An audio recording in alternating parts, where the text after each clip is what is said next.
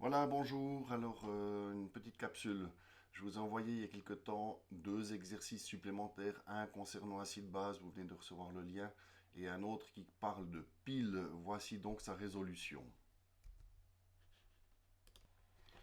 Donc, il s'agit d'un problème tiré d'un site que j'ai trouvé, Chimie Redox. On considère la pile constituée des deux métaux suivants, étain et plomb. Les potentiels standards sont donnés. Indiquez les équations qui se produisent dans chaque compartiment, ainsi que l'équation globale. Calculez la valeur du potentiel de la pile. La question C, il ne faut pas la faire, il nous manque une partie théorique qu'on n'a pas du tout discutée. Donc il s'agit de répondre aux questions A et B. Voilà, donc j'ai pris ici le coup P2 plus PB.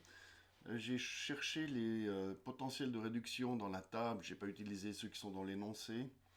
Donc je trouve moins 0,126 volts pour PB2 plus PB.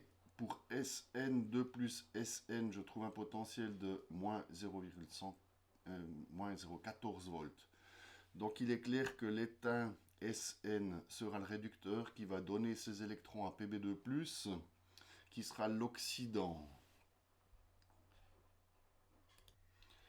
Donc maintenant, on écrit les deux demi-réactions. Si Sn est le réducteur, c'est le réactif, il est à gauche. Il devient Sn2+, plus 2 électrons. Même chose pour le plomb, Pb2+, et l'oxydant, il est à gauche. Il donne Pb. J'ai pas fait la somme, on pourrait la faire aisément. Sn2+, est à droite.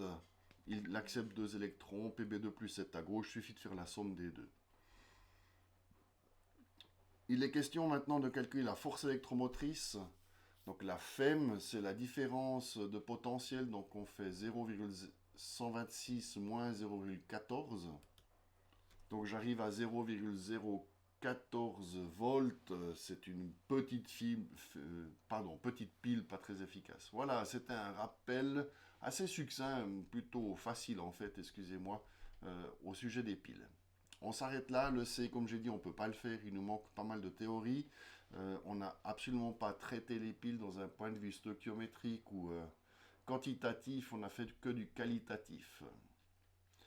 Voilà, j'espère que vous vous portez bien, restez en contact, prenez la liberté de m'approcher dès que vous en ressentez le besoin.